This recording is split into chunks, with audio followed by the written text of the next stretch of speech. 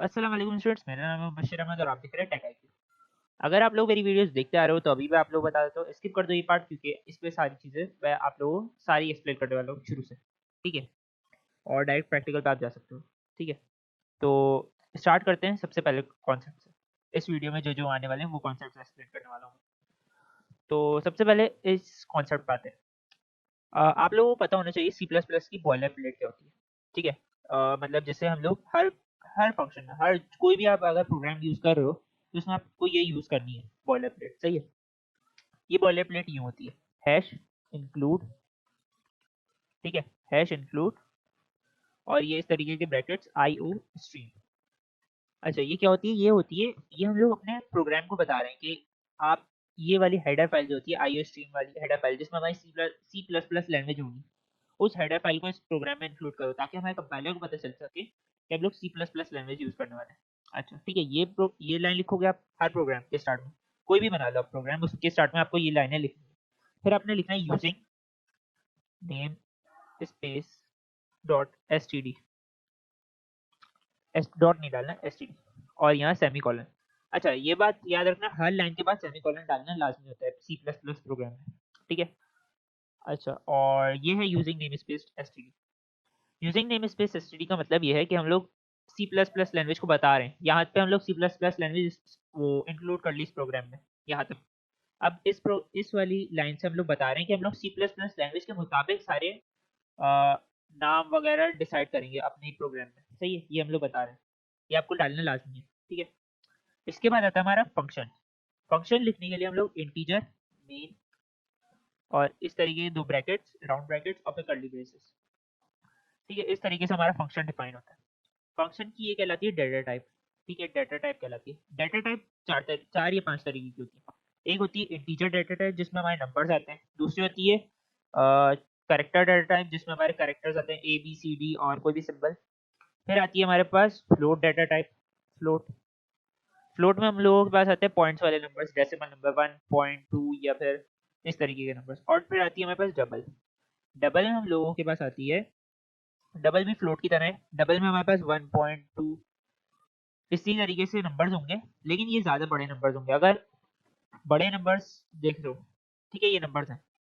अगर इसके बाद पॉइंट के बाद ज्यादा बड़े आइटम्स होंगे, ज्यादा नंबर्स आ जाए इतने सारे, तो ये फ्लोट हैंडल नहीं कर पाता, तो इसलिए हम लोग डबल यूज करते हैं। अगर ज्यादा नंबर्स आपको डालने हैं तो डबल यूज करोगे, अगर कम नंबर डालने हैं जैसे कि 1.26 तो आप फ्लोट यूज करोगे। ठीक है, तो ये चार तरीके के डेटा टाइप्स हैं जो कि यूज होने वाली है। बोलिए अभी मैं आप लोगों को नहीं समझाऊंगा। ठीक है, ये चार तरीके की डाटा टाइप्स होती है। सबसे पहले फंक्शन में डाटा टाइप लिखते हैं, इसके बाद फंक्शन का नाम। मेन फंक्शन हर प्रोग्राम में इंक्लूड करना लाजमी है। और इसके बाद ये फंक्शन के ये जो कर्ली ब्रैकेट्स होते हैं इसके बीच में हम लोग अपना कोडिंग करते हैं। सही है, इधर कोडिंग होती है। तो इस तरीके की हमारी हर प्रोग्राम में ये चीज़ इंक्लूड होंगी, ये सारी चीज़ें, ये तीन चीज़ें। हेडर फाइल जो कि हमारे सी प्लस प्लस लैंग्वेज को बताएंगी। Using name space S T D जो हमारे बताएंगी कि हम लोग कौन कौन से आइडेंटिफायर्स यानी कि कौन कौन से नाम यूज करने वाले हैं।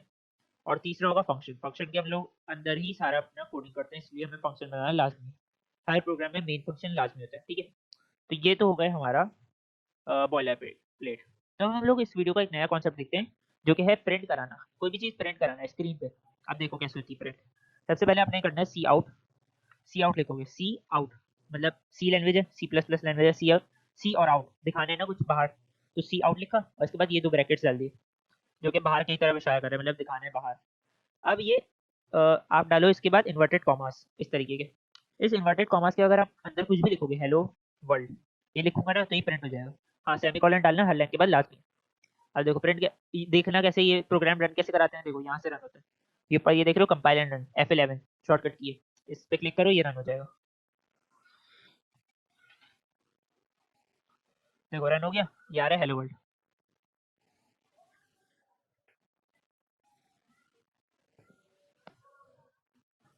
देखो ये है, एक मिनट, ये आ रहा है हेलो वर्ल्ड। तो इसी तरीके से हम लोग रन करा सकते हैं प्रोग्राम को। और कुछ भी लिखोगे यहाँ पे तो वो प्रिंट आ जाएगा। अच्छा, अगर हमें यहाँ पे कोई वेरिएबल बना के उसे लिखना हो तो वो भी हम कर सकते हैं। यहाँ पे इंट ए, इंटीजर टाइप का वेरिएबल ए उसका नाम और 6 उसकी वैल्यू। अब मुझे सी आउट में प्रिंट कराना है, ए की वैल्यू प्रिंट करानी है, ए लिख दूंगा डायरेक्ट में। इधर सेमीकोलन डालने की जरूरत नहीं है, वो इन्वर्टेड कॉमास डालने की आपको जरूरत नहीं है अगर आप वेरिएबल प्रिंट करा रहे हो तो। वेरिएबल का नाम लिख दो बस काफी। अब देखो ये मैंने लिखा, ये देखो वैल्यू आ गई, 6 प्रिंट हो गया। तो इस तरीके से हमारी वैल्यू प्रिंट हो जाती है। तो अब हम लोग देखने वाले वेरिएबल्स क्या चीज़ होती है। वेरिएबल्स हमें लिखने बनाने के लिए हम लोग क्या करते हैं, हमारे पास सबसे पहले हमें लिखनी होगी डेटा टाइप। वेरिएबल का सिंटैक्स ये होता है कि रूल्स होते हैं, हर प्रोग्रामिंग लैंग्वेज के कुछ रूल्स होते हैं और वो रूल्स हैं सिंटैक्स, ठीक है। तो सिंटैक्स ये होता है वेरिएबल बनाने का। वेरिएबल को आप समझ सकते हो एक बकेट, यानी कि एक बाल्टी समझ लो। बाल्टी की एग्जांपल देता हूँ आप लोगों को, एक बाल्टी है, ठीक है। अब बाल्टी में हम लोग पानी स्टोर करा सकते हैं ना, ठीक है। या फिर आप बोल लो एक जग है, एक जग में हम पानी स्टोर करा सकते हैं, तो वो वेरिएबल कहलाएगी, जग वेरिएबल कहलाएगी। जग में हम पानी स्टोर करा रहे हैं यानी कि कोई वैल्यू स्टोर करा रहे हैं। तो इसी तरीके से प्रोग्रामिंग में हम लोग एक वेरिएबल बनाते हैं जिसके अंदर हम कोई चीज़ स्टोर करा सकते हैं। अब वेरिएबल्स की टाइप्स होती है, जैसे जग की टाइप्स होती है, एक जग होती है जूस, जूस स्टोर करने वाली जिसमें जूस भरते हैं। एक होती है, रमजान में होता था कि एक जग होती है उसमें जूस है, दूसरी जगह उसमें पानी है, सही है, इस तरीके से। या फिर तीसरी जगह उसमें वो है जावित्री वाला दूध, ठीक है। तो इस तरीके से जग होती है, उसकी टाइप्स होती है। इसी तरीके से हमारी वेरिएबल्स की भी टाइप्स होती हैं, और वो टाइप्स क्या होती है, डाटा टाइप्स होती है, जो कि मैंने आप लोगों को बताया था, ठीक है। तो डाटा टाइप्स होती हैं। अब देखते हैं हम लोग किस तरीके से वेरिएबल बना सकते हैं। जैसे कि अगर हमें इंटीजर टाइप का वेरिएबल बनाना है, मतलब जिसमें हम लोग नंबर स्टोर करें, तो हम लोग क्या करेंगे, इंट, इसके बाद हम लोग क्या करेंगे, इंट के बाद वेरिएबल का नाम लिखेंगे, कोई भी नाम लिख दो आप, हेलो, ठीक है। हेलो मैंने नाम रखा वेरिएबल का। जग का नाम रखेंगे ना हम लोग, जूस की जगह, पानी की जगह, इसी तरीके से हेलो जग का नाम। अब इज इक्वल टू डालेंगे, इज इक्वल टू के बाद हम उस जग में वैल्यू स्टोर करा देंगे। जैसे कि अगर इंटीजर टाइप की जगह ना, तो उसमें 40 स्टोर करा दिए नंबर, और फिर सेमीकोलन हर लाइन के बाद डालना लाजमी, जो कि मैंने आप लोगों को बताया। तो इस तरीके से हमारा इंटीजर हो गया टाइप, और इसी तरीके से हमारे वेरिएबल बनते हैं। अब इस वेरिएबल की और टाइप हो सकती है, करेक्टर वेरिएबल हो सकता है, करेक्टर टाइप का, जिसमें हम लोग इस वेरिएबल का नाम रखते हैं हम लोग ए, वेरिएबल का नाम रखा है ए, और इसमें वैल्यू स्टोर करा रहा हूँ मैं, ये कॉलन डाल देते हैं, ठीक है। कॉलन डाला, और अब अच्छा, कैरेक्टर में, कैरेक्टर सिर्फ ऐसी टाइप है जिसमें हम लोग एक ये इस तरीके से एपोस्ट्रोफी डालते हैं, सही, एपोस्ट्रोफी। इस एपोस्ट्रोफी में हम लोग एक कैरेक्टर शो करा सकते हो हर वेरिएबल में। वेरिएबल का थोड़ी लिमिट होती है कि एक कैरेक्टर शो करा सकते हो, ज़्यादा कैरेक्टर स्टोर नहीं करा सकते। ए स्टोर करा सकता हूँ मैं, स्टार स्टोर करा सकता हूँ, कोई भी सिंबल या कैरेक्टर अल्फाबेट कुछ भी स्टोर करा सकता हूँ मैं कैरेक्टर डेट टाइप में। हाँ, नंबर भी स्टोर करा सकता हूँ, बस ये याद रहे कि नंबर इस एपोस्ट्रोफी के अंदर हो तो ये कैरेक्टर डिक्लेयर होगी, वरना अगर आप डायरेक्ट नंबर डाल दोगे तो ये इंटीजर डिक्लेयर होगा, मतलब एक नंबर डिक्लेयर होगा एज अ नंबर। और अगर आप ऐसे ही कैरेक्टर में एपोस्ट्रोफी में डालते हो इसे, तो ये एज अ कैरेक्टर रिकॉग्नाइज होगा। और इसी तरीके से फ्लोट और डबल नाम के भी वेरिएबल हम लोग बना सकते हैं। तो ये होता है वेरिएबल, इसमें हम लोग कोई भी वैल्यू स्टोर करा सकते हैं। इसी तरीके से एक और चीज़ है सी एन, मतलब सी एन इनपुट लेने के लिए। सी आउट से हम लोग क्या करते हैं, आउटपुट देते थे, कोई चीज़ डिस्प्ले कराते थे स्क्रीन पे। अगर सी एन लिखता हूँ ना मैं, सी और एन, और इसके बाद इस तरीके की ब्रैकेट्स जो कि अंदर का इशारा कर रहे हैं। अब इस ब्रैकेट में हम लोगों ने इनपुट लेते हैं हम लोग इस तरीके से, यूजर से इनपुट लेते हैं। जैसे कि अगर मैं कोई एक वेरिएबल बना लूँ, वेरिएबल में स्टोर कराओगे ना, इनपुट ले तो लोगे आप, कोई भी इनपुट ले लो यूजर से, लेकिन स्टोर कहाँ करोगे, वेरिएबल में स्टोर करोगे। चलो, इंटीजर नाम का एक वेरिएबल बना तो ए, जिसकी वैल्यू कोई नहीं रखता मैं, इज इक्वल टू साइन नहीं लगाओगे तो वैल्यू नहीं रख सकता, ठीक है, कोई वैल्यू नहीं है, सिर्फ उसका नाम है। अब सी इन में मैंने ए डाल दिया, सही है। अब जब मैंने सी इन में ए डाला, तो अब जो जो भी यूजर इनपुट करेगा वैल्यू, यूजर को सिर्फ आएगा कि इनपुट कर दो कोई भी वैल्यू। अब यूजर कोई भी वैल्यू इनपुट करेगा, तो उसकी जो जो वो जो भी वैल्यू स्टोर करता है वो इंटीजर ए में वेरिएबल में स्टोर हो जाएगी। चलो और देखते हैं। देखो अभी कुछ नहीं लिखा हुआ आ रहा, ये देखो कुछ लिखा हुआ नहीं आ रहा। अब इधर मैं कुछ एक वैल्यू एंटर करता हूँ, 45 एंटर कर दिया। अब रन हो गया प्रोग्राम। क्या मतलब हुआ इसका मतलब वो वैल्यू ए में स्टोर हो गई है, अब ये जो भी मैंने इनपुट की। चलो अब देखते हैं क्या वैल्यू स्टोर हुई है। तो इसके लिए हम लोग क्या कर सकते हैं कि सी आउट करके ये इस तरीके से एरोज बनाएंगे, और इधर लिख देंगे योर वैल्यू इज। अब अगर हमें आगे वेरिएबल का नाम लिखना है, अब इस तरीके से मैं वेरिएबल लिखूंगा तो ये सिर्फ एक कैरेक्टर का एक कंसिडर होगा, ना कि एक वेरिएबल का नाम। तो मैं क्या करूंगा, किस तरीके से लिखूंगा, इधर वापस इस तरीके से ब्रैकेट्स डालूंगा, जैसे बाहर के ब्रैकेट्स यहाँ पे डालते थे वैसे इधर ब्रैकेट्स डालूंगा, ये सब अपनी वैल्यू लिखने के बाद अब वेरिएबल का नाम लिखूंगा और सेमीकोलन। तो ये हो गया हमारा कंप्लीट। अब देखते हैं क्या होता है। तो हम लोग एंटर कर देते हैं इस पे 30, ठीक है, 30 वैल्यू एंटर कर दी। अब ये प्रिंट करा तो ये आ गया योर वैल्यू 30। कैसा आया ये, एक मिनट, आया ऐसे कि हम लोग ए को हम लोगों ने यहाँ पे ए में स्टोर करा दी है वैल्यू इनपुट लेके, और सब प्रिंट कराया इधर योर वैल्यू इज ए को प्रिंट करा दिया, तो ए में जो भी वैल्यू स्टोर थी वो प्रिंट हो गई। तो इस तरीके से हम लोग इनपुट लेते हैं और सेपरेट कराते हैं। तो हम लोग देखते हैं स्केप सीक्वेंस क्या चीज़ होती है। तो बताता हूँ स्केप सीक्वेंस क्या होता है। स्केप सीक्वेंस ऐसी चीज़ होती है, एक कैरेक्टर कहलाता है बैक स्लैश, इस बैक स्लैश को स्केप सीक्वेंस कहते हैं। तो ये के एंटर वाले बटन के ऊपर होता है ये बैक स्लैश, सही है। तो ये बैक स्लैश होता है। बैक स्लैश क्या करता है, आपके बैक स्लैश के बाद आने वाला कोई भी कैरेक्टर हो, ए कोई भी ए रख दो, बी रख दो, सी रख दो, कोई भी कैरेक्टर रखो ना, तो उसकी वैल्यू उसके काम को चेंज कर देता है। जैसे अगर मैं खाली बी प्रिंट कराता हूँ, सी आउट में अगर मैं खाली बी लिखता हूँ तो क्या होगा, बी प्रिंट हो जाएगा सिंपल। लेकिन एस्केप सीक्वेंस अलग चीज है। एस्केप सीक्वेंस क्या करेगा, अगर मैं बल्कि अगर मैं एन प्रिंट कराता हूँ तो एन से प्रिंट हो जाएगा। लेकिन अगर मैं एस्केप सीक्वेंस एन के पीछे लगा दूं, यानी कि ये स्लैश बैक स्लैश डाल दूं, तो क्या होगा, एन का मतलब ही चेंज हो जाएगा, एन प्रिंट नहीं होगा, अब नेक्स्ट लाइन में चला जाएगा हमारा कर्सर। जैसे कि अगर मैं लिखता हूँ 1 फिर बैक स्लैश एन और फिर 5, तो क्या होना था, 1 इस तरीके का कुछ प्रिंट आता। अगर मैं बैक स्लैश नहीं होता यहाँ पे, अगर बैक स्लैश यहाँ पे नहीं होता तो क्या होता, तो ये इस तरीके से प्रिंट आता 1 एंड 5, 1 एंड 5 इस तरीके से आता। लेकिन यहाँ पे बैक स्लैश मौजूद है, तो अब देखो इसका क्या काम हो जाएगा। देखो 1 और 5 दूसरी लाइनों में आया, तो इस तरीके से हम लोग बैक स्लैश का यूज करते हैं। अगर सारे स्केप सीक्वेंस देखने हैं तो आप लोग मेरी वीडियो पर लिंक आ रहा होगा, उससे देख सकते हो। और अभी मैं दो सिर्फ स्केप सीक्वेंस बताऊंगा, स्लैश ऑन और स्लैश टी। स्लैश टी क्या करते हैं, एक बीच में गैप दे देता है, गैप दे देगा स्लैश टी। अब देखो कैसा आता है गैप, 1 और 5 के दरमियान कितना गैप आया, आप लोग देख सकते हो 1 और 5 के दरमियान काफी गैप आ गया। तो इस तरीके से हम लोग दो स्केप सीक्वेंस का यूज करते हैं। अगर सारे देखने तो ऊपर देख सकते हो लिंक में, अब मैं सारे एक्सप्लेन नहीं कर सकता इस वीडियो में। तो अब हम लोग देखते हैं रिलेशन ऑपरेटर क्या चीज होती है। तो रिलेशन ऑपरेटर के लिए मैं दो वेरिएबल्स बना लेता हूँ उसी तरीके से जैसे मैंने, तो रिलेशन ऑपरेटर के लिए मैं दो वेरिएबल बना लेता हूँ, सही है। a इज इक्वल टू 5 और b is equal to, sorry integer b is equal to 10, ठीक है। दो वेरिएबल्स बना लिए। अब रिलेशन ऑपरेटर्स होते हैं कुछ इस तरीके के, एक minute, double is equal to और नॉट इज इक्वल टू, इसके बाद greater than is equal to, वो sorry less than is equal to, greater than is equal to और लेस देन, वो हाँ लेस देन और ग्रेटर देन, ठीक है। ये होते हैं कुछ ऑपरेटर्स, सही है। 6 ऑपरेटर्स होते हैं ये हमारे relation operator. Double is equal to का मतलब है बराबर होना, मतलब अगर मैं कुछ कहता हूँ कि a is equal to b, ठीक है, a is equal to b, या मैं ये कह देता हूँ 8 इज इक्वल टू 9, 8 बराबर है 9 के। अगर मैं आपसे बोलूँ 8 और 9 जैसे एक ही बात है, 8 और 9, तो आप क्या बोलोगे, गलत बोल रहे हो तुम, फॉल्स बोल रहे हो। फॉल्स, देखो कंप्यूटर में दो तरीके के ऑपरेशंस होते हैं, 0 और 1, ठीक है। दो तरीके के ऑपरेशंस होते हैं, या तो होगा 0 या तो होगा 1। 0 का मतलब होता है फॉल्स होना, अगर कहीं भी 0 आ जाता है तो वो उसका मतलब होता है फॉल्स हो गया। अगर कहीं भी 1 आ जाता है तो इसका मतलब हुआ ट्रू हो गया, ट्रू हो गया, सही है। तो अगर मैं बोलूँ 8 और 9 बराबर है कंप्यूटर को, तो कंप्यूटर बोलेगा 0, 0 का मतलब फॉल्स, बोलेगा गलत है, ठीक है। लेकिन अगर मैं बोलता हूँ 8 इज इक्वल टू 8, 8 और 8 बराबर है, तो कंप्यूटर क्या बोलेगा, हाँ सही बोल रहे हो, यानी कि 1 यानी कि ट्रू, ठीक है। तो इस तरीके से काम करता है relation operator. Double is equal to का मतलब होता है दोनों चीज बराबर है।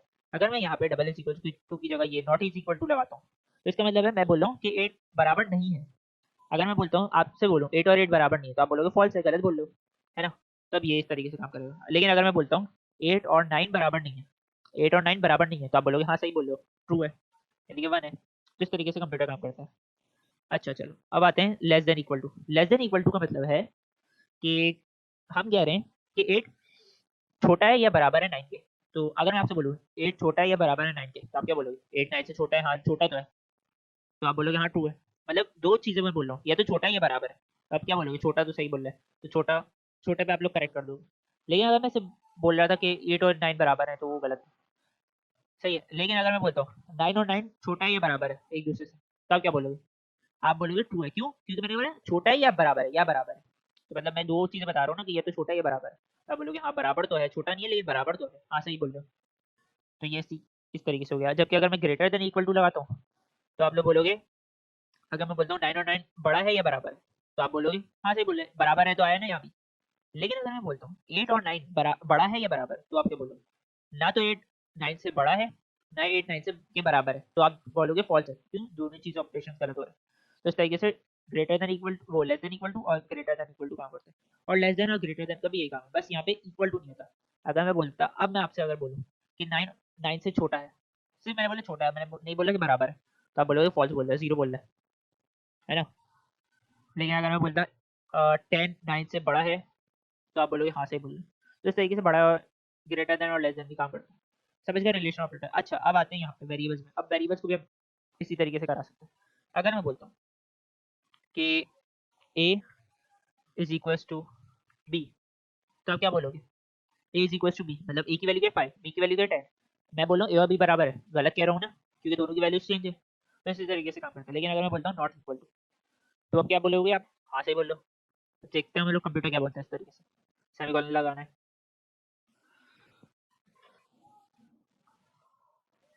अच्छा मैंने प्रिंट नहीं करा इसलिए नजर नहीं आ रहा, रुको प्रिंट करते थे। सी आउट, ठीक है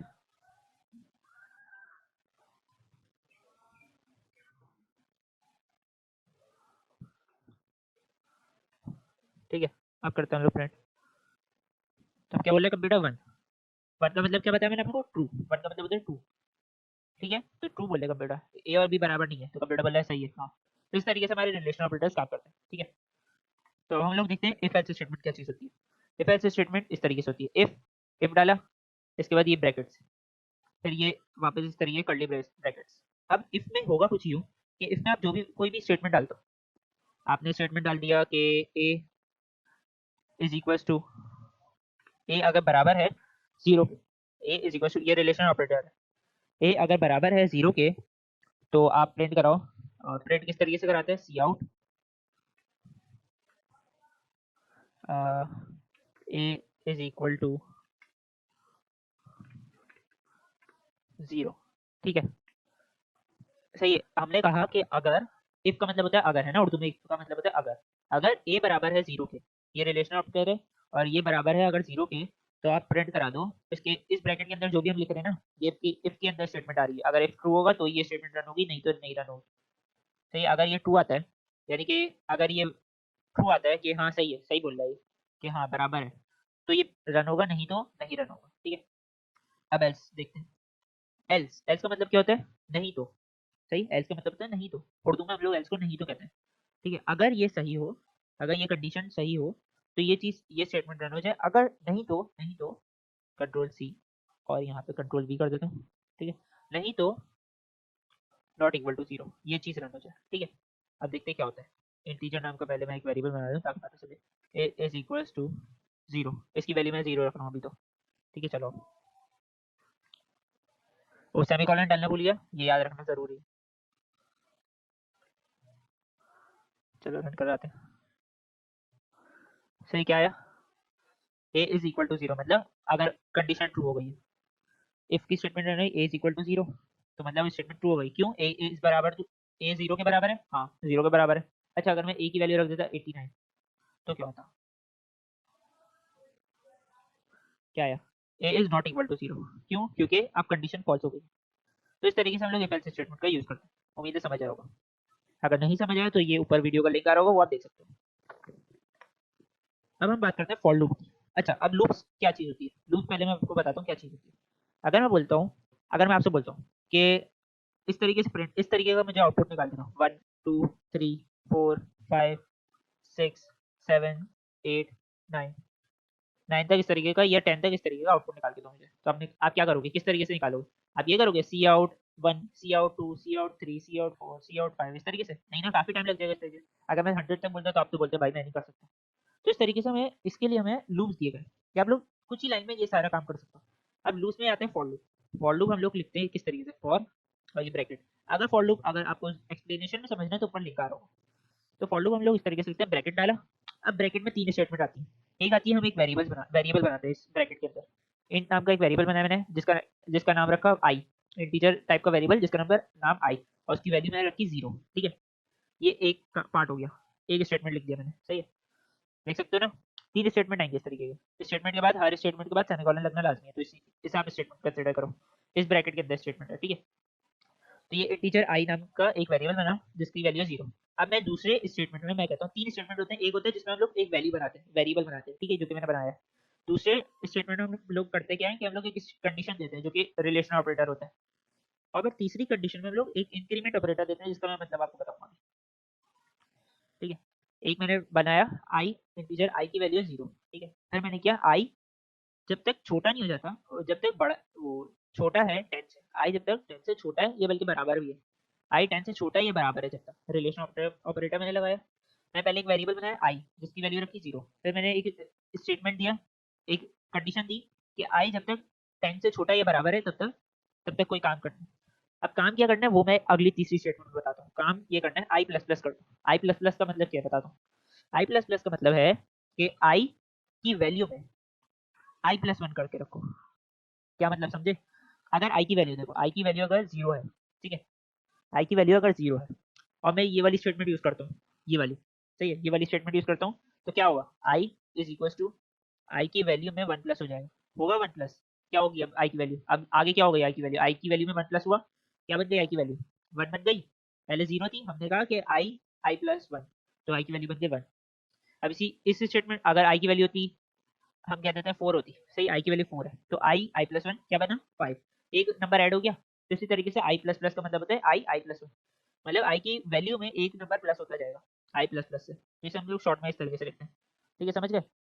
अब फॉर लूप के ये वाले राउंड ब्रैकेट्स के बाद हम लोग कर्ली ब्रैकेट्स आते हैं। अब कर्ली ब्रैकेट्स में हम लोग कोई भी स्टेटमेंट परफॉर्म करेंगे, ये तीन स्टेटमेंट तो यहाँ पे लाजमी है, ये लूप रन कराएगा। अब लूप कैसे रन होगा ये भी बताता हूँ, रुको, पहले आ जाए यहाँ पे, यहाँ पे हम लोग प्रिंट कराते हैं सी आउट, आई का आई को प्रिंट कराते हैं, आई क्या है, आई यहाँ पे मैंने वेरिएबल बनाया है, ठीक है, तो आई को यहाँ पे प्रिंट करा देते हैं। तो पहले मैंने क्या बोला था, आई जीरो है, फिर मैं बोला आई जब तक 10 से छोटा है तब तक आई में एक नंबर प्लस कराते रहो। अब ये फॉर लूप कैसे रन होगा, सबसे पहले आएगा यहाँ पे कंपाइलर इस तरीके से रन होता है, ये सारी स्टेटमेंट पढ़ रहा है, पढ़ी पढ़ी, फॉर लूप में आया, फॉर लूप में आके उसने देखा कि एक वेरिएबल बनाया आई जिसकी वैल्यू होगी जीरो, सही उसने बना दिया, फिर उसने कंडीशन चेक किया आई 10 से छोटा है, जीरो 10 से छोटा है, हाँ छोटा है, तो फिर अब वो लूप में घुस गया, ये काम नहीं किया अभी उसने, अभी वो लूप में घुस गया और लूप में घुस के आई की वैल्यू प्रिंट करा दी, जब प्रिंट कराई ना फिर वापस ऊपर आया आई में एक वैल्यू ऐड कराया, आई प्लस प्लस कराया, मतलब आई की वैल्यू एक नंबर बढ़ा दी, यानी कि आई की वैल्यू वन हो गई। अब आई की वैल्यू वन है, तब वो वापस कंडीशन चेक करेगा आई की वैल्यू 10 से छोटी है, हाँ छोटी है, फिर वापस नीचे आएगा और आई को प्रिंट करेगा, मतलब अब आई प्रिंट होगा टू, सही, और इसी तरीके से रन होता रहेगा। चलो आप देखते हैं किस तरीके से रन होगा,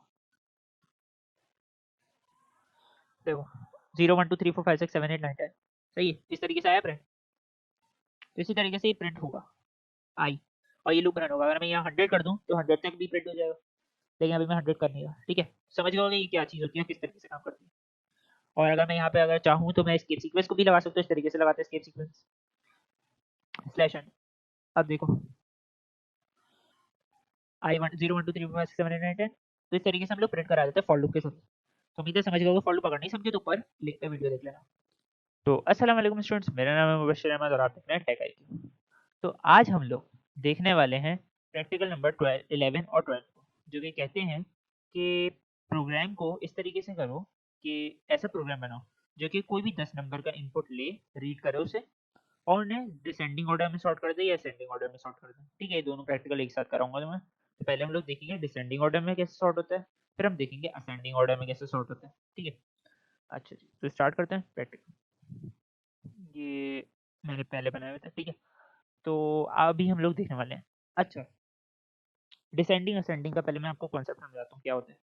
देखो भाई, one one two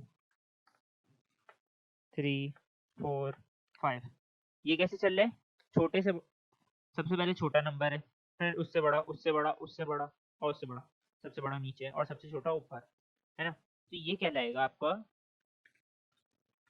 ascending order, सही है, असेंडिंग ऑर्डर। स्पेलिंग मिस्टेक हो सकती है तो उसे इग्नोर करना, असेंडिंग ऑर्डर, ठीक है, ये असेंडिंग ऑर्डर है। अच्छा जी, लेकिन अगर हम लोग बात कर रहे हैं डिसेंडिंग ऑर्डर तो कैसा होगा, फाइव उससे नीचे चल रहा है, इसमें मुझे पूरा गैप देना पड़ेगा, ठीक है, फोर उससे नीचे चल रहा है, थ्री उससे नीचे चल रहा है, टू और उससे नीचे चल रहा है, वन। इस तरीके से अगर उल्टा चल रहा है, सबसे बड़ी वैल्यू ऊपर है और सबसे छोटी वैल्यू नीचे, तो ये क्या कहलाएगा, डिसेंडिंग ऑर्डर,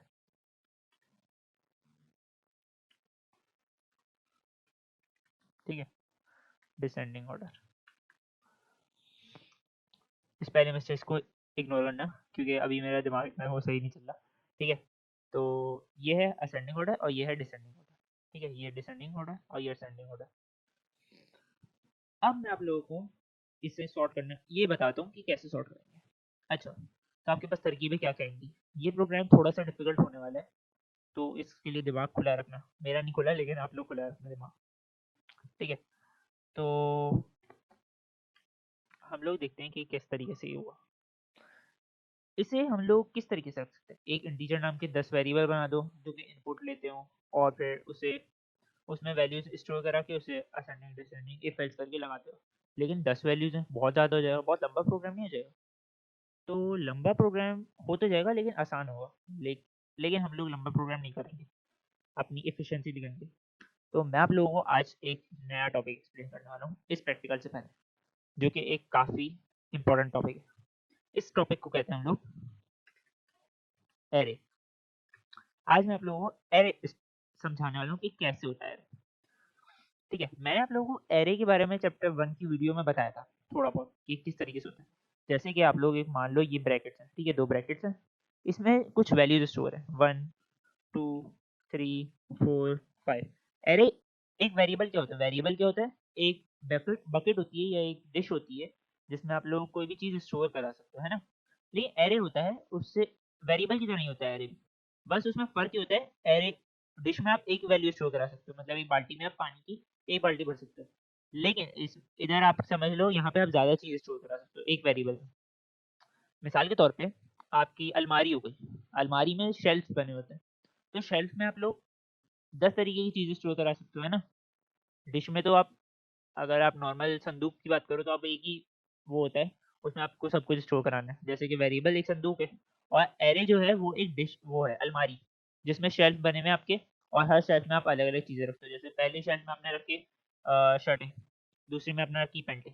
अच्छा, ये बात याद रखना कि शेल्फ अलमारी की जितनी भी होंगी तो उसमें एक ही तरीके की चीज़ स्टोर होगी। जैसे अगर इंटीजर टाइप का एरे है तो उसमें सारी वैल्यूज़ जो भी होंगी एरे की वो इंटीजर होंगी। अगर कैरेक्टर टाइप का है तो सारी वैल्यूज़ कैरेक्टर होंगी, और फ्लोट टाइप का और इसी तरीके से जो टाइप का है उसमें सारी वैल्यूज़ वैसी होंगी। जैसे मिसाल के तौर पे कपड़ों की अलमारी होती है, बर्तन रखने का भी एक वो होता है शोकेस टाइप का जिसमें शेल्फ बने हुए होते हैं। हर चीज़ के अलग-अलग होते हैं ना, तो इसी तरीके से एरे। अच्छा जी, तो एरे का ये जो एलिमेंट्स होते हैं, सही है? इधर आप कोई भी वैल्यू स्टोर करा दो। जैसे या मैं 67 इस तरीके से स्टोर करा दूँ, या मैं 39 स्टोर करा दूँ, 45 स्टोर करा दूँ, ठीक है? कोई भी वैल्यू आप स्टोर करा सकते हो यहाँ पे। और जितने आपको जितनी वैल्यू स्टोर करानी है उतनी करा सकते हो। जैसे मैं अगर यहाँ आगे भी बनाते जाऊँ और ठीक है, इस तरीके से मैं जितनी चाहूँ उतनी वैल्यूज़ बना सकता हूँ। लेकिन एक बात है, बताता हूँ क्या। इस पोज़ीशन अगर फ़र्ज़ कर लो ये मैंने एक एरे बना दिया, लेकिन मुझे बुलाना है इस वाले नंबर को, इस शेल्फ़ में जो नंबर है। मतलब ये शेल्फ़ कौन-सी चल रही है? 1 2 3 4 5 यहाँ से स्टार्ट हो रही है, गिनते रहो 1 2 3 4 5, छठे नंबर को बुलाना है तो 5वीं शेल्फ़ पे। लेकिन कंप्यूटर की ज़बान में हम लोग इससे 5वां शेल्फ़ नहीं कहते। देखो किस तरीके से होते हैं ये शेल्फ़। जो सबसे पहला शेल्फ होता है उसे कहते हैं हम 0, दूसरा शेल्फ होता है उसे हम कहते हैं 1, तीसरा शेल्फ है उसे कहते हैं 2। इस तरीके से चल रहा है। 0 से स्टार्ट होता है शेल्फ, सही है? हमारे शेल्फ तो 0 से स्टार्ट नहीं होते, लेकिन कंप्यूटर में अगर शेल्फ यूज़ कर रहे हो तो आप 0 से स्टार्ट करोगे। फिर ये 6 नंबर किस शेल्फ में? चौथे शेल्फ में। आप इस हिसाब से ये 0 शेल्फ है, ये 1 है, ये 2 है, ये 3 है और ये 4 है। 4th शेल्फ, ये 5th शेल्फ और 6th। तो इस तरीके से चल रहा है। तो हमें 6 नंबर को बुलाना है तो 4th शेल्फ को हमें बुलाना होगा। तो हम एरे में कैसे बुलाएंगे 4th शेल्फ को? हम बोलेंगे एरे, एरे में ये ब्रैकेट्स में, बल्कि वो सब मैं अभी आपको बता दूँ सिंटेक्स में। ठीक है, ये समझ लें शेल्फ किस तरीके से होंगे। 0 से स्टार्ट होगा, 1 0 1 2 3 4 5 6, और इसमें जितने आपको वेरिएबल स्टोर कराने करा सकते हैं। अच्छा, अब इसका सिंटेक्स बात है। सिंटेक्स कैसे लिखते हैं इसका? सिंटेक्स में आप लोगों को बताता हूँ कैसे लिखते हैं इसका।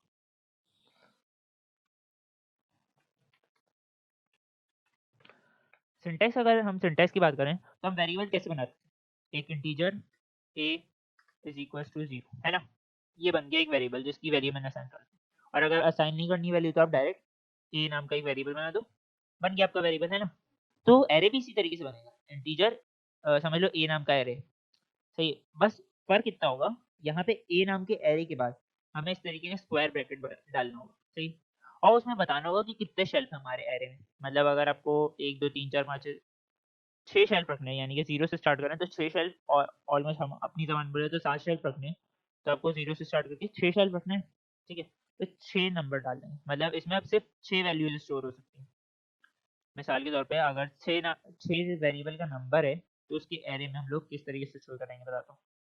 ये कर्ली ब्रैकेट्स आएँगे, कर्ली ब्रैकेट्स में हम डालेंगे 6 वैल्यूज़ डाल देंगे कोई भी, 2 6 4 9 1, कितनी हुई? 0 से स्टार्ट करो, 0 1 2 3 4, 4 values, 5 fifth value, six value, अच्छा दो अगर आपको सेम वैल्यूज रखनी है वो भी आप रख सकते हो इसमें, कोई टेंशन की बात नहीं है। तो हमारी हो गई ना 6 वैल्यूज। तो 6 वैल्यूज हम इस 6 नंबर के एरे में स्टोर करा सकते हैं, इससे ज़्यादा नहीं करा सकते, एरर आ जाएगा। अगर हमें 7 नंबर लगा दिए तो फिर आप स्टोर एक और वैल्यू करा लो, ठीक है। एक 0 1 2 3 4 5 6 7, 7 वैल्यूज स्टोर हो गई। तो ये हमारा एरे इस तरीके से बनता है, ठीक है। तो अब बनाते हैं हम लोग एरे सबसे पहले, तो जिसमें हम लोगों को प्रैक्टिकल भूल नहीं गया मैं, लेकिन आप लोग देखो प्रैक्टिकल क्या है। 10 नंबर हमें रीड कराने, इनपुट लेने, तो लेते हैं एरे की मदद से इनपुट 10 नंबर को। सबसे पहले मैं एक एरे बना रहा हूँ, ठीक है। इंटीजर क्या नाम रखूँ, नम नम नाम का एरे बना रहा हूँ। इसमें अब हम ब्रैकेट्स डालते हैं, स्क्वायर ब्रैकेट्स। स्क्वायर ब्रैकेट्स में मुझे कितनी वैल्यू स्टोर करानी है, 10 कैरेक्टर रीड करना है, प्रैक्टिकल कह रहे हैं, 10 वैल्यू स्टोर करा देते हैं इस एरे में। अब इसमें वैल्यूज क्या स्टोर करेंगे वो तो यूजर देगा, तो अभी इसको बस इतना यहाँ पे बना देते हैं। वैल्यूज हम लोग यूज स्टोर नहीं कर रहे हैं, यूजर कराएगा, है ना। जैसे हम लोग वेरिएबल में भी यही करते थे, इंटीजर ए, बाकी अब आगे यूजर स्टोर कराएगा जो भी वैल्यू स्टोर करेगा, तब यूजर स्टोर कराते हैं सी एन से, है ना, सी एन। अब इधर क्या लिखे, हम वेरिएबल का नाम लिखते थे, हम तो वेरिएबल का नाम लिखते थे, एरे में भी नाम लिख दो, बस नाम लिख दो। और एक बात, इस तरीके से बस नाम नहीं लिखना, इसके बाद बताना है कि कौन से शेल्फ में ये वैल्यू स्टोर करानी है। अगर आप इस ब्रैकेट में स्क्वायर ब्रैकेट बनाते हो और इसमें कोई भी नंबर दे दो 5, तो फिफ्थ शेल्फ पे स्टोर होगी, 0 1 2 3 4 5, इस शेल्फ पे स्टोर होगी वैल्यू, समझे। अगर 0 देते हो तो कौन से शेल्फ पे स्टोर होगी, पहले शेल्फ पे, यानी कि 0 वाले शेल्फ पे, समझे। तो इस तरीके से हम लोग एरे, लेकिन अब सारी इस तरीके से नहीं कर सकते ना मैं, सी एन करके 0 पे, फिर सी एन करके नम, फिर एरे नंबर 1 में दूसरी वैल्यू स्टोर कर रहा हूँ, इस तरीके से तो काफ़ी टाइम लग जाएगा मुझे। तो इसके लिए शॉर्टकट मैं बताता हूँ आपको, लूप्स मैंने अभी आपको बताया था, राइट। लो लूप्स की मदद से करता हूँ इसको, कैसे लूप्स की मदद से बताता हूँ। फॉर नाम का एक लूप बनाया मैंने, ठीक है। फॉर नाम का एक मैंने लूप बना दिया, जिसकी इंटीजर ए नाम का वेरिएबल, और ये लूप तो आपको पता होगा यकीनन, 0 वैल्यू रखी इसकी मैंने, ए जब तक 0 से, ए जब तक 0 से छोटा है, ठीक है, ओ 10 से छोटा है, सॉरी 10 से छोटा है या 10 के बराबर है, तो ये लूप रन होगा, है ना। ए प्लस प्लस,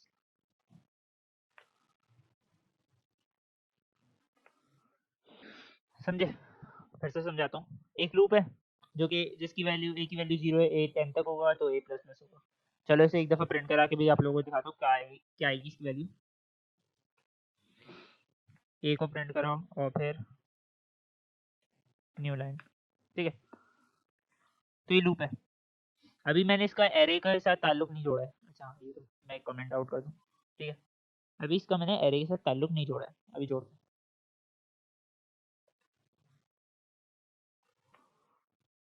अब देखो क्या आया था, फिर से रन कराना पड़ेगा। देखो क्या आया था, दिखाता हूँ, 0 1 2 3 4 5 6 7 8 9 10, जो कि आती है वैल्यू, लूप रन हुआ, ए की वैल्यू इस तरीके से रन होगी। अब ये 0 1 2 3 4 5 6 7 8 9 10 हमारे एरे के भी 10 ही वैल्यूज है ना, 0 से 10 तक वैल्यूज है।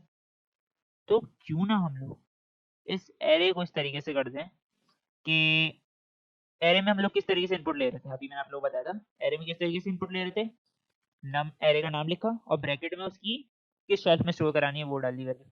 तो ये भी तो हमारे शेल्फ ही बन गए, 0 नाम का शेल्फ, 1 नाम का शेल्फ, 2 3 4 5 6 7 8 9 10, 10 शेल्फ बन जाएंगे। तो हम लोग इधर इस शेल्फ में 0 लिखने की बजाय ए लिख देते हैं, है ना।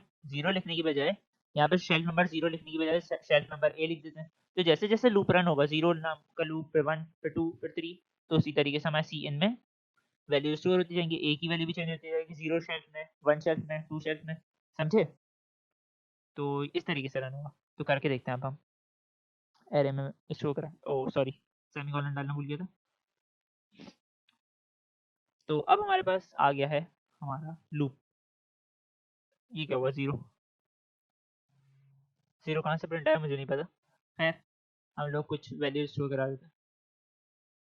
अच्छा सही सही, ये 0 और 1 और 2 ये सब इस वजह से आ रहा है, एक मिनट दिखा रहा हूँ, 0 1 2 इस वजह से आ रहा है क्योंकि मैंने यहाँ पे ये लिखा हुआ था, इसे मैंने कमेंट आउट नहीं किया, रुको कर देता हूँ, कंट्रोल स्लैश, ये इसका वो लिखा हुआ आ रहा था,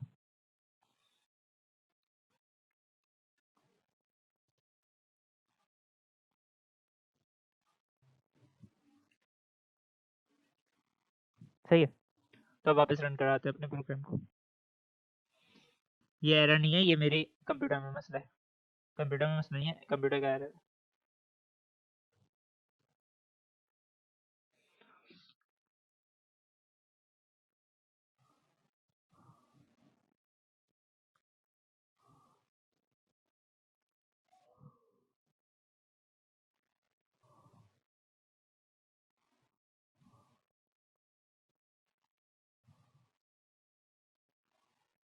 सही है, ये इधर से आप सही कर सकते हो इसे फंक्शन में। अभी भी नहीं हुआ।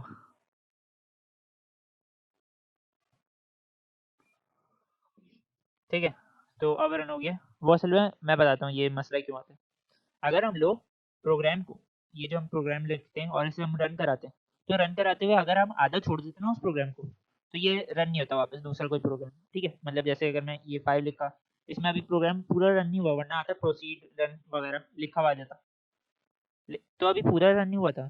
तो अब अगर हम लोग इसके बाद हम लोग दूसरा प्रोग्राम खोल लें, ये रन हो रहा है और उसके साथ दूसरा कोई और प्रोग्राम वापस इसे रन करा दें, तो एरर आ जाता है। तो ये एरर होता है। सही है, चलो इसमें मैं वैल्यू स्टोर करा रहा था एरे में। ठीक है, 5 वैल्यू स्टोर कराई, 6 एक है, टोटल 10 वैल्यू स्टोर कराऊंगा मैं, 5 की स्टोर कराऊंगा तो टोटल 10 वैल्यू स्टोर करानी है।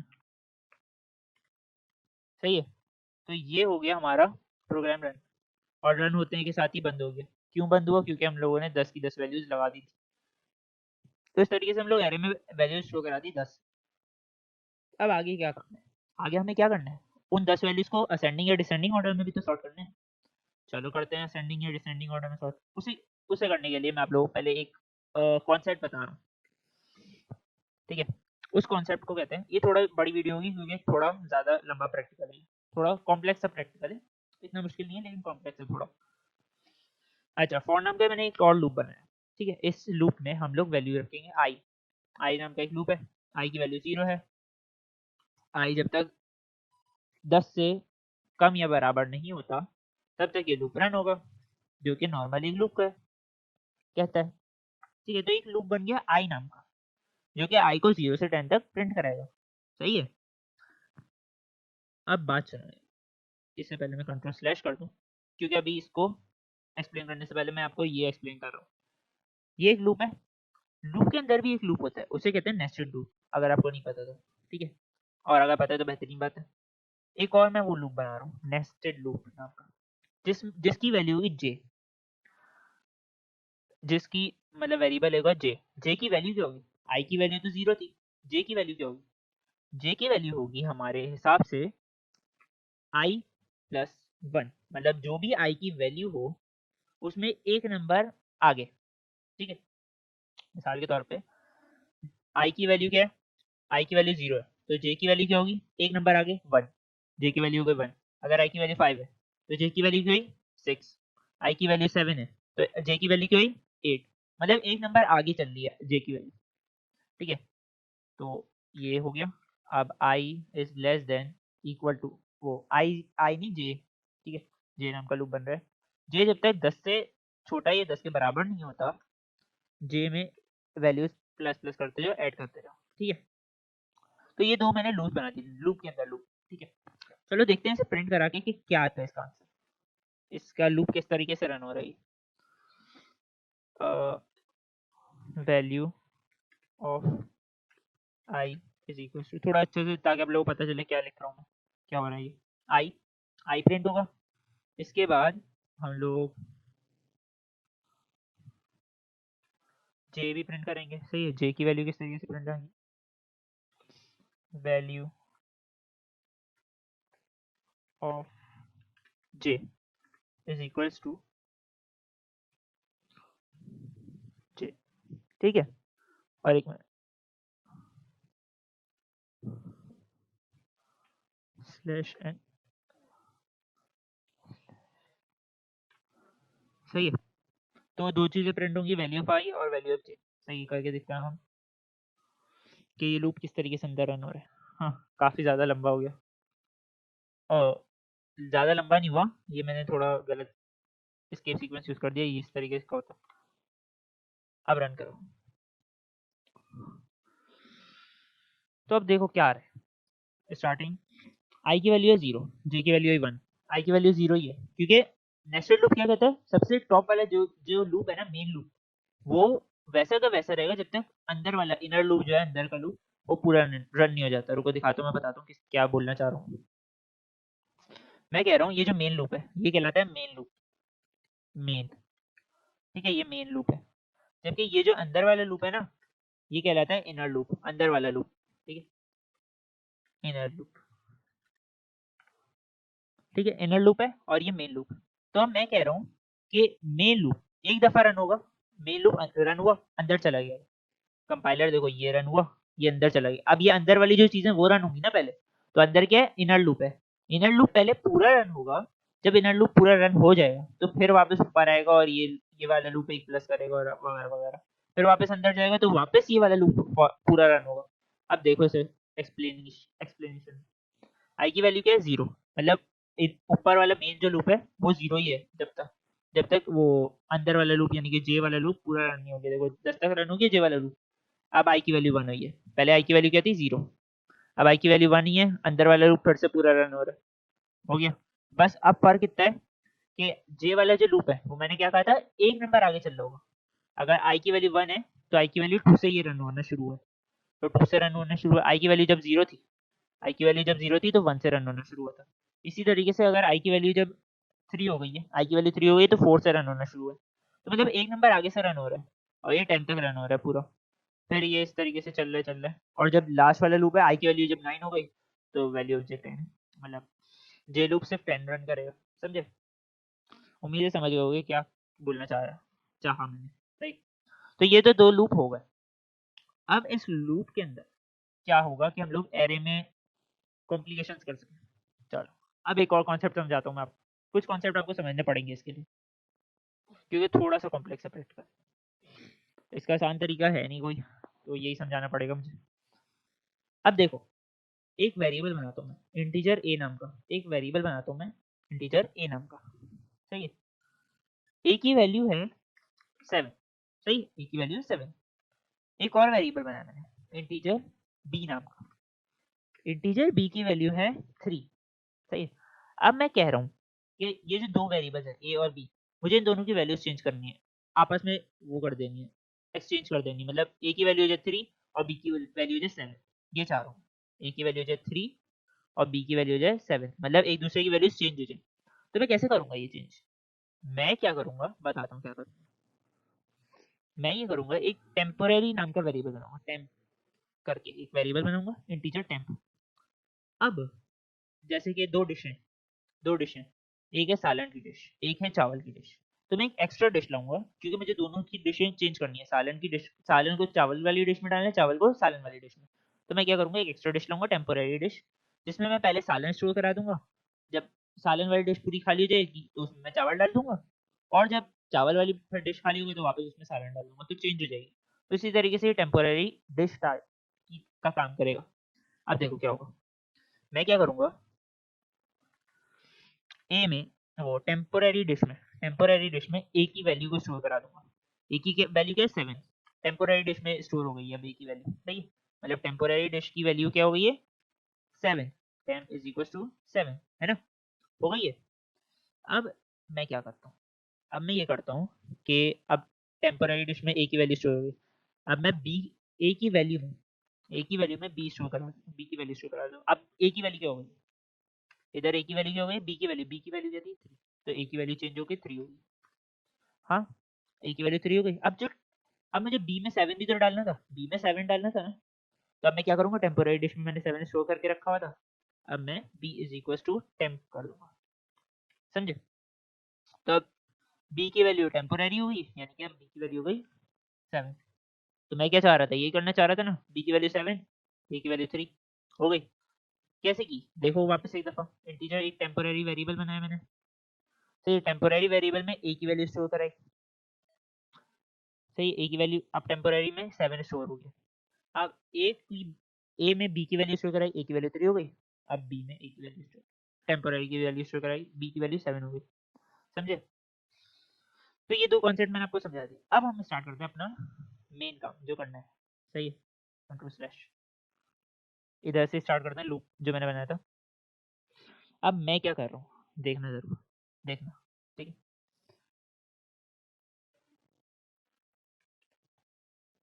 ये हम लोगों ने इनपुट ले लिए, 10 इनपुट ले लिए।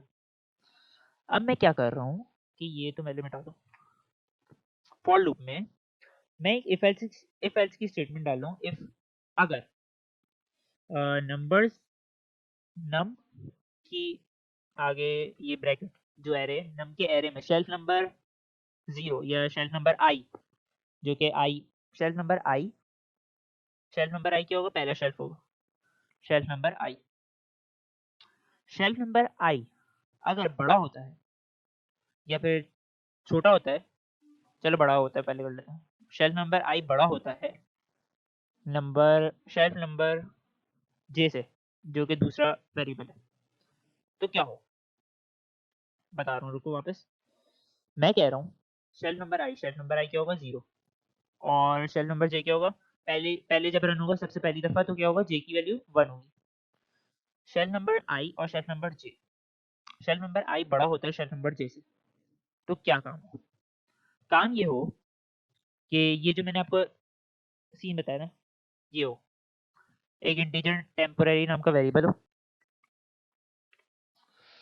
मतलब मैं कहना चाह रहा हूँ शेल्फ नंबर आई में वैल्यू जो है वो अगर बड़ी हो शेल्फ नंबर जे की वैल्यू से, तो एक्सचेंज हो जाए उन दोनों की वैल्यू, सही है। जैसे मैंने अभी यहाँ पे करी थी, तो क्या करूंगा मैं, टेम्प में स्टोर करा दूंगा एरे नंबर नम आई की वैल्यू, ठीक है, आई की वैल्यू स्टोर करा दूंगा, और फिर इन दोनों की एक्सचेंज एक्सचेंज करनी है, मेन एक्सचेंज करनी है। अब नम आई में स्टोर करा दूंगा। अभी मैं आपको समझाता हूँ क्या कर रहा हूँ वापस। नम जे की वैल्यू, दो दफा इस वीडियो को देखना जरूर, ठीक है। वापस नम जे में स्टोर करा दिया टेम्प की वैल्यू। अब देखो क्या बोल रहा हूँ, एक एरे, सही है, एक एरे है, मैंने नम नाम का एरे जो है उसमें मैंने कुछ वैल्यूज इनपुट कराए, वो वैल्यूज क्या थी, इनपुट लिए मैंने, सही है। वो एरे में वैल्यूज मैंने रखी थी 8 6 3 5 5 और 1 4 और 4, सही, 4 2 कितनी हो गई, 0 1 2 3 4 5 6 7 7 हुई है, 8th वैल्यू, 9th वैल्यू, और ये हमारी 10th वैल्यू, सही। तो ये 10 वैल्यूज मैंने स्टोर कराई है नम नाम के एरे में। अब हो क्या रहा है, नम आई पूछ रहा हूँ, सबसे पहले नम आई, मतलब आई की वैल्यू क्या है 0 है, सबसे पहले लूप में तो आई की वैल्यू 0 है और जे की वैल्यू 1 है ना। सबसे पहली दफा जब लूप रन हो गई दोनों, तो आई की वैल्यू 0 होगी, जे की वैल्यू 1 होगी। तो मैं कह रहा हूँ कि अगर नम 0, नम शेल्फ नंबर 0 जो है,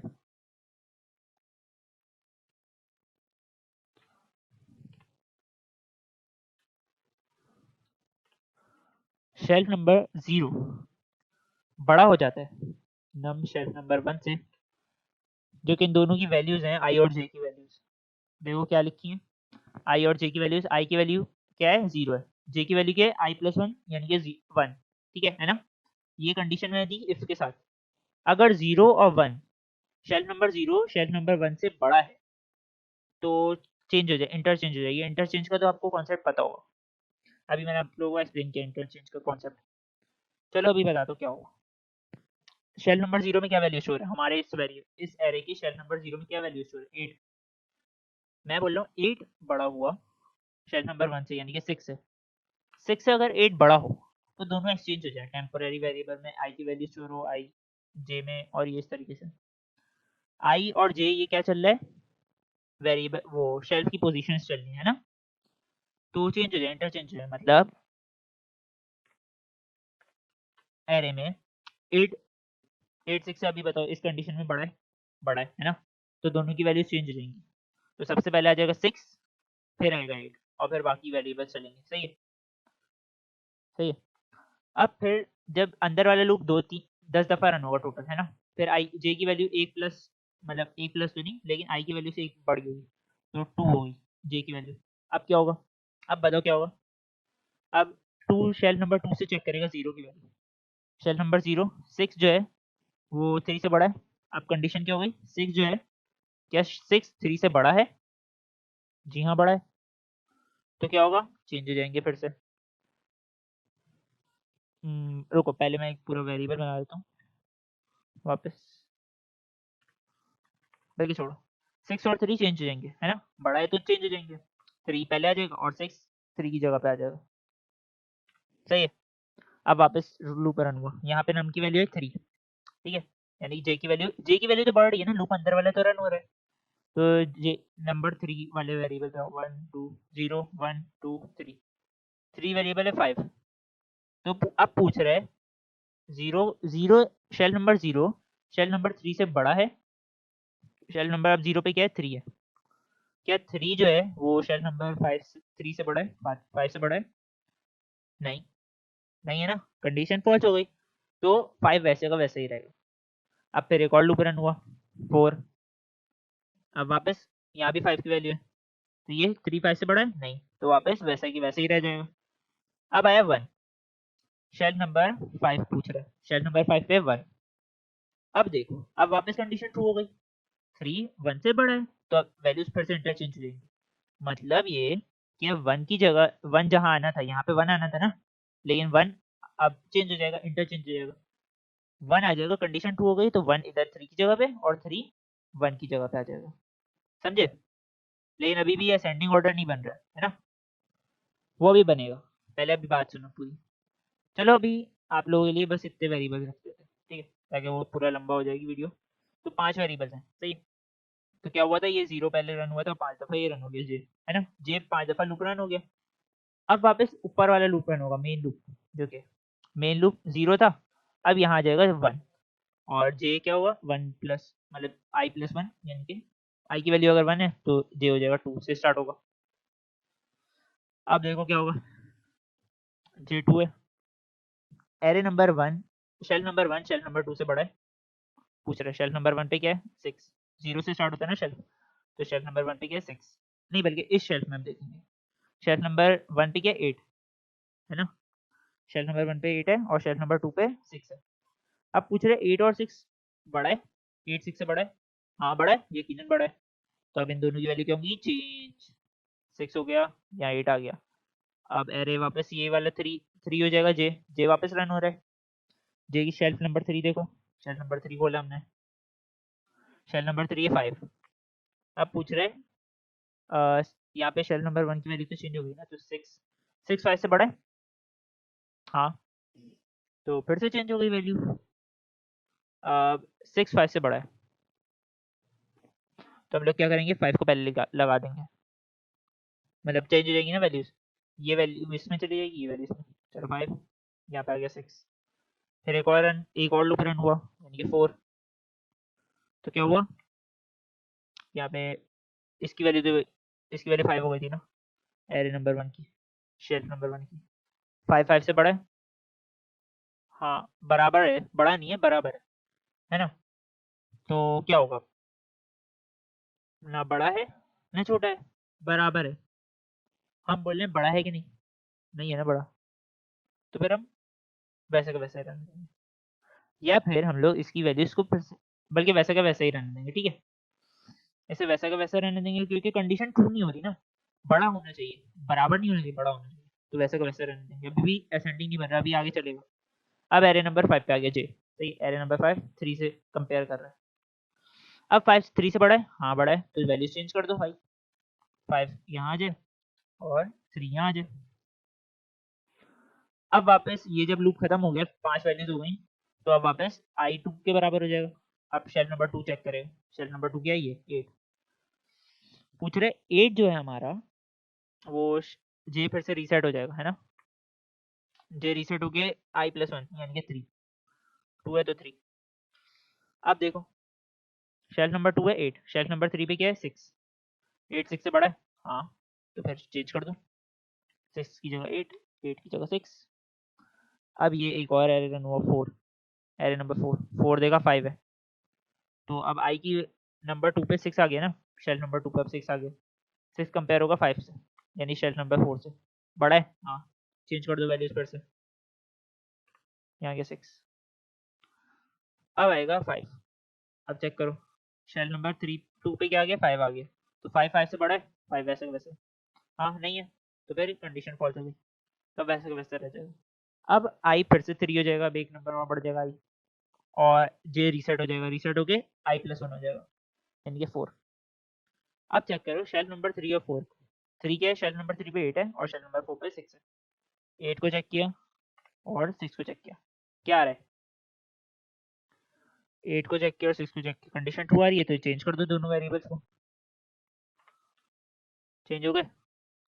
अब ये शेल नंबर 3 पे आ गया 6 और कंसिडर हो रहा है 5 नंबर से, फिफ्थ शेल पे क्या है 5, तो चेक होगी अब कंडीशन, 6 5 से बड़ा है, नहीं है, तो फिर चेंज कर दो फिर से, ओ 6 5 से बड़ा है, हाँ कंडीशन ट्रू है, तो फिर से चेंज कर दिया, और इसी तरीके से ये असेंडिंग ऑर्डर कर देगा खुद ही कंप्यूटर। अब नंबर 4 यानी कि आई 4 हो गया और जे रीसेट होके आई वही आगे 5 आ गया, क्योंकि आई प्लस 1 5 हो गया।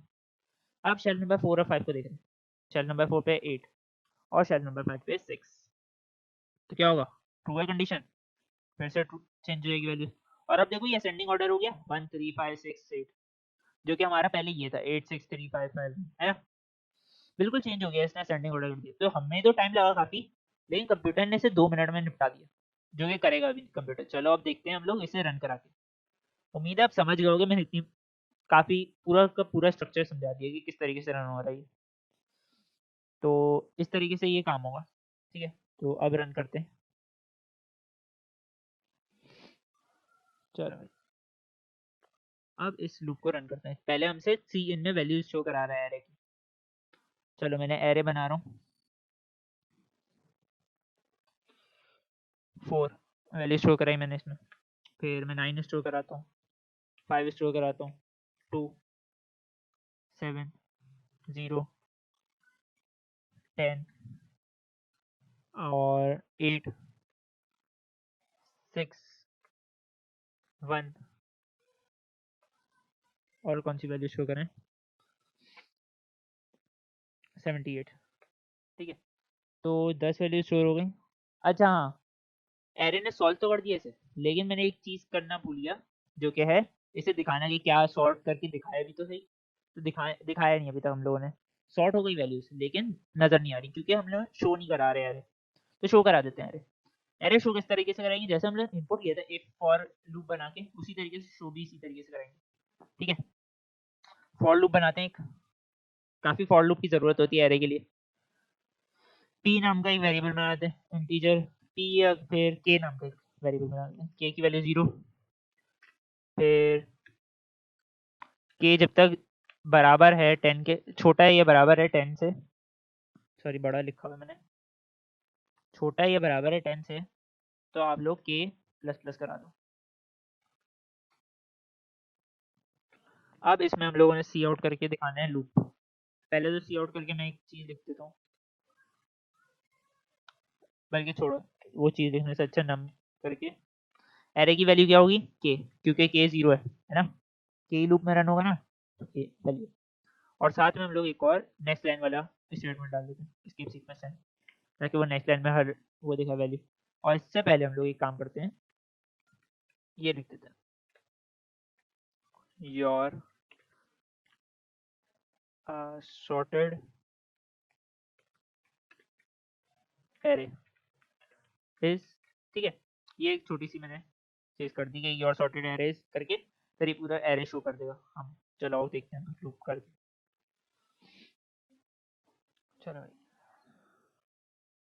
हम स्टार्ट कर रहे हैं 10, ठीक है, फिर 0, फिर हमारा आएगा 9, फिर आएगा 1 8, कुछ रैंडम वैल्यूज लिख रहा हूँ आगे पीछे करके, वैल्यूज को 1 से 10 तक, 67 43 23 43 नहीं 45 60 तो योर सॉर्टेड एरे इज 0, यहाँ से स्टार्ट हुआ 0 1 2 3 1 2 8 9 10 असेंडिंग ऑर्डर में आ गए सब।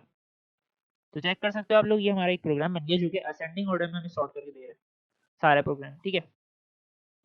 तो सही है, असेंडिंग ऑर्डर में इसने सॉर्ट कर दिया। मैं आप लोग पूरा प्रोसीजर आपको समझा दिया और ये कमेंट्स आपके पास रहेंगे, आप सोर्स कोड देख सकते हो।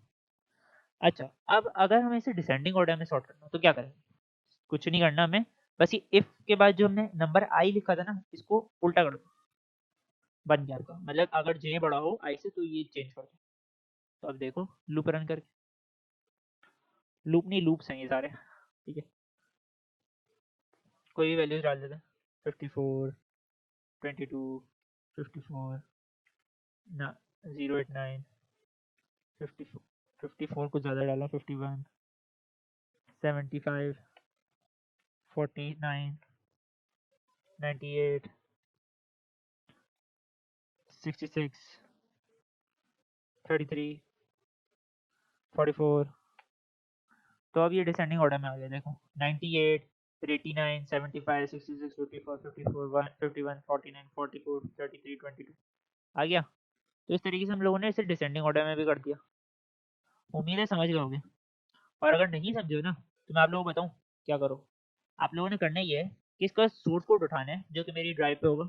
उस सोर्स कोड को उठा के कॉपी करके उस सोर्स कोड को अपने डेव सी प्लस प्लस आई में पेस्ट करो, सही है।